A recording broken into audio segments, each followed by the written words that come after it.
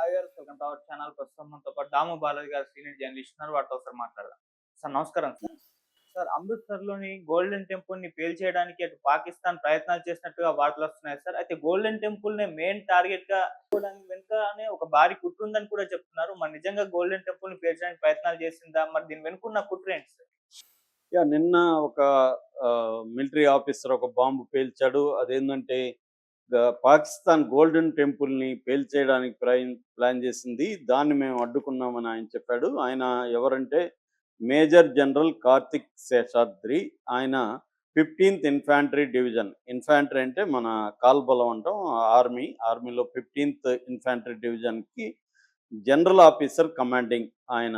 ఆయన కార్తిక్ శేషాద్రి. ఆయన క్లియర్‌గా మీడియాతో ఏం చెప్పాడంటే, 8వ తేదీ ఎర్లీ అవర్స్‌లో పాకిస్తాన్‌కి సంబంధించిన కొన్ని అన్‌మ్యాన్డ్ వెహికల్స్ యూఏవీ అంటారు. అన్‌మ్యాన్డ్ ఆహ్, ఆహ్, వెహికల్స్ అవి డ్రోన్స్ అనుకోని చెప్పచ్చు. సో, వీటి ద్వారా గురుద్వారా మన గోల్డెన్ టెంపుల్‌ని సిక్కులకు పవిత్ర స్థలంగా భావించే అమృత్సర్‌లో ఉండే గోల్డెన్ టెంపుల్ మీద అటాక్ చేయడానికి ప్లాన్ చేశారు అనేది ఆయన చెప్పాడు.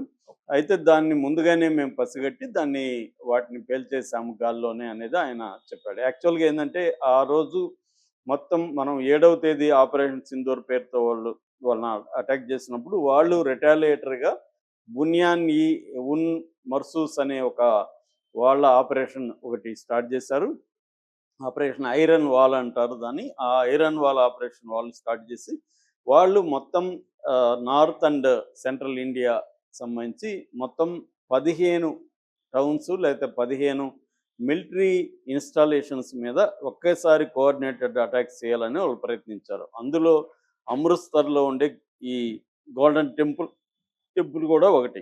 గోల్డెన్ టెంపుల్ అనేది 16థ్ సెంచరీలో రెడీ చేశారు. 1589లో అప్పట్లో గురు రామదాస్ సిక్కులకి ఫోర్త్ గురువు ఆయన. ఆ ఫోర్త్ గురువు ఆధ్వర్యంలో ఈ గోల్డెన్ టెంపుల్ ఏర్పాటు చేశారు. దాని తర్వాత ఆది గ్రంథిని 1604లో వాళ్ళ సిక్కుల పవిత్ర గ్రంథం అక్కడ పెట్టడం. దాన్ని ఇంకా రకరకాలుగా అక్కడ సరస్సు ఇవన్నీ ఏర్పాటు చేయడం.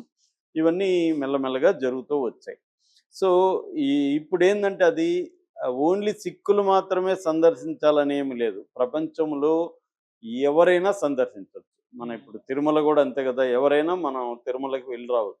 కాకపోతే అక్కడ డిక్లరేషన్ ఇవ్వాలి అన్ని మతస్థులు. ఇక్కడ అది గూడా లేదు. ఎవరైనా వెళ్ళి మనం అక్కడ ఉండొచ్చు. రోజుకి 1,50,000 మంది సందర్శకులు దాన్ని విజిట్ చేస్తారు.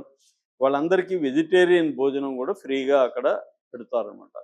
సో, ఇది ప్రపంచవ్యాప్తంగా యాత్రికులు ఎవ్రీడే 1,50,000 మంది వస్తారు. ఇంక్లూడింగ్ పాకిస్తాన్. పాకిస్తాన్ నుంచి కూడా ఇక్కడికి విజిటర్స్ వస్తుంటారు.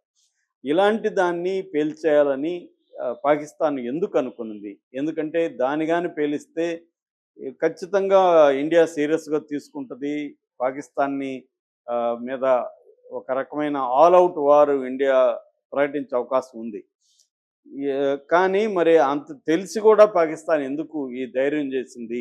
ఎందుకంటే వీళ్ళు అడ్డుకోకపోయుంటే, మన వాళ్ళేందంటే ఆకాష్ ఎయిర్ డిఫెన్సు, తర్వాత ఎల్-7 ఎయిర్ డిఫెన్స్ గన్స్‌తో దాన్ని అడ్డుకున్నాం అనేది ఈ శేషాద్రి చెప్తున్నారు. సో, ఒకవేళ అడ్డుకోకపోయుంటే ఏమైండేది? గోల్డెన్ టెంపుల్ అనేది ఆహ్, రూయిన్ అయిపోయిండేది.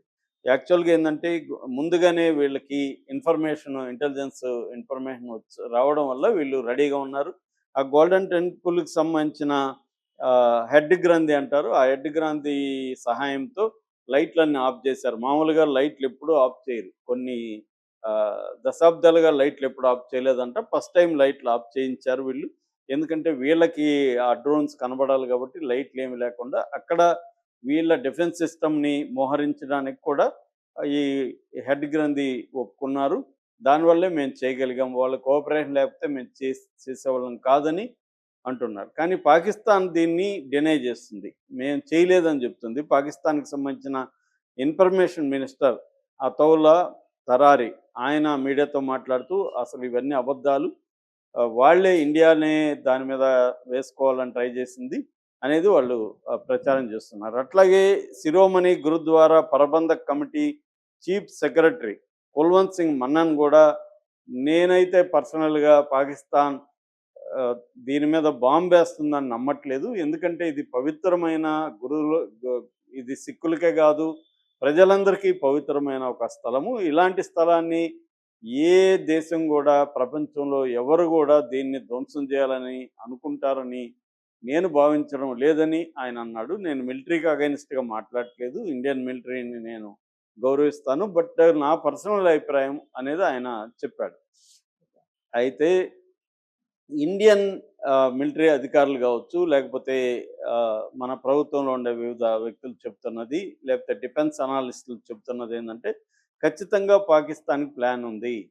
ఎందుకు ప్లాన్? వాళ్ళకి తెలుసు కదా ఇటువంటి దాని మీద అటాక్ చేస్తే యుద్ధం వస్తదని. అంటే వాళ్ళేం చేస్తారంటే అటాక్ చేసి దాన్ని ఇండియా మిలిటరీ మీదనే పెట్టేయాలనేది వాళ్ళ ప్లాన్. అంటే ఇప్పుడు ఫర్ ఎగ్జాంపుల్ పహల్గామ్‌లో అటాక్ చేసినప్పుడు హిందువులను మాత్రమే టార్గెట్ చేసి, హిందూ మగవాళ్ళని టార్గెట్ చేసి చంపారు. అక్కడ ముస్లిములు కూడా ఉన్నారు. కానీ వాళ్ళని ఎవరు చంపలేదు. క్రిస్టియన్స్ ఉన్నా చంపలేదు. ఓన్లీ హిందువులను మాత్రమే చంపారు. అంటే క్లియర్‌గా ఏంది, హిందూ ముస్లిం గొడవలు క్రియేట్ చేయాలని. హిందువుల్ని చంపితే హిందువులందరిలో ముస్లిముల పట్ల వ్యతిరేకత వస్తుందనేది వాళ్ళ కుట్రలో భాగం. అలాగే సౌత్ కాశ్మీర్‌లో ఒక చిన్న గురుద్వారా మీద కూడా వాళ్ళు బాంబు వేశారు. అందులో ముగ్గురు అక్కడ సోదరులు, సిక్కు సోదరులు చనిపోయారు.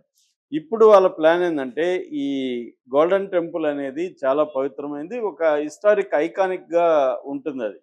దాని మీద అటాక్ చేయడం ద్వారా సిక్కులకి భారత ప్రభుత్వానికి మధ్య గొడవలు క్రియేట్ చేయడం. ఆల్రెడీ సిక్కులకు సంబంధించిన ఖలిస్తానీ ఉద్యమం జరుగుతూ ఉంది. అంటే బబ్బర్ ఖల్సా అంటారు సిక్కులకి ఖలిస్తానీ ఉద్యమం.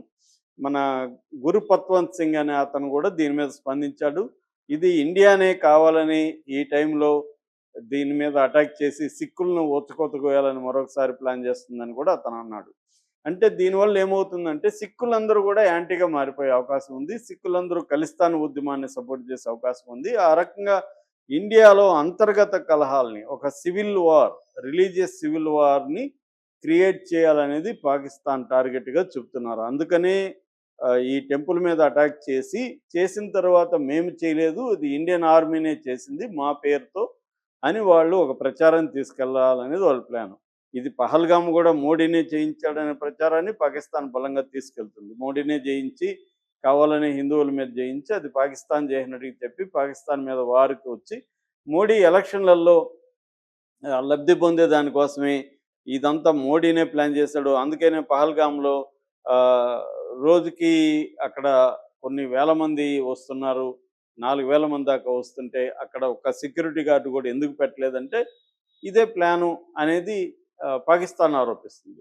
అట్లాగే ఇప్పుడు రేపొద్దున ఈ గోల్డెన్ టెంపుల్ మీద కూడా పాకిస్తాన్ అటాక్ చేసి ఇండియన్ ఆర్మీనే చేసింది, సిక్కులను ఊచకోతకోయడమే వాళ్ళ ఉద్దేశం అని ప్రచారం చేస్తే, ఈ ఖలిస్తానీ ఉద్యమ నాయకులు నేను ఇందాక చెప్పిన గురుపత్వంత్ సింగ్ పన్ను లాంటి వాళ్ళు, అమెరికాలో ఉంటాడు ఇతను, ఇలాంటి కెనడాలో చాలామంది ఉన్నారు. ఇలాంటి వాళ్ళు దీన్ని ఉపయోగించుకొని ఇండియాకి వ్యతిరేకంగా ఖలిస్తానీ ఉద్యమాన్ని బలంగా నిర్మిస్తారు. సో ఇండియాలో ఒక రకమైన రిలీజియస్ డివిజన్ అనేది క్లియర్‌గా జరుగుతుంది అనేది పాకిస్తాన్ ప్లాన్‌గా చెబుతున్నారు. దాన్ని ఇండియన్ ఆర్మీ